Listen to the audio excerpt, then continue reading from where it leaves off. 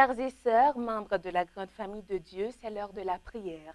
Je vous invite à continuer avec moi à prier le Seigneur au cours de cette série de 100 jours de prière, initiative prise par la Conférence générale et que nous implémentons ici en Haïti, soit sur les ondes de la 4VVE, soit au travers de Hope Channel Haïti. Aujourd'hui, le titre de méditation, c'est bien « Regardez à Jésus ». Nous trouvons le texte de la méditation d'aujourd'hui dans le livre des Psaumes, chapitre 5, le verset 3. Il est dit dans ce texte-ci, « Éternel, le matin, tu entends ma voix.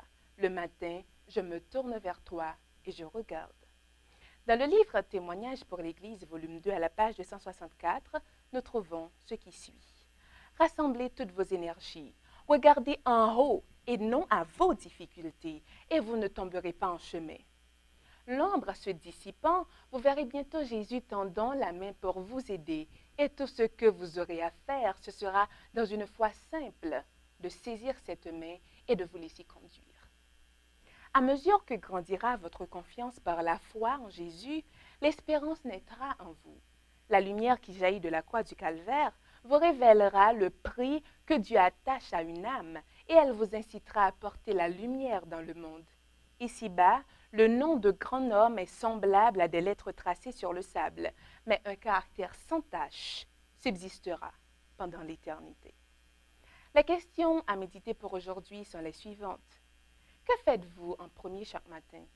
Regardez-vous les nouvelles, vos emails ou les médias sociaux?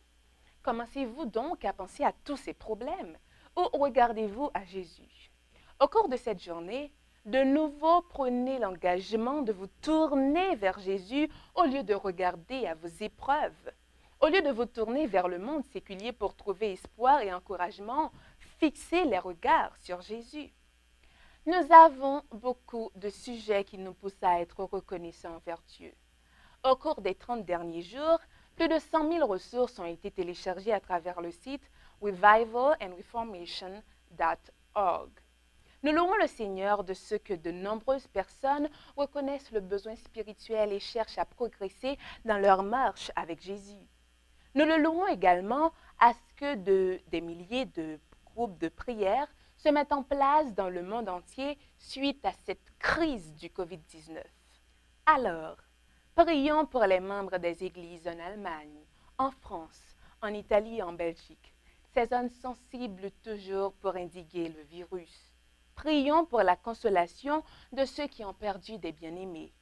Prions pour les membres de l'Église dans tout le Moyen-Orient, en particulier en Iran et en Israël. Prions pour ceux qui vivent à l'étroit dans de minuscules logements avec peu d'air frais et sans possibilité de faire des exercices.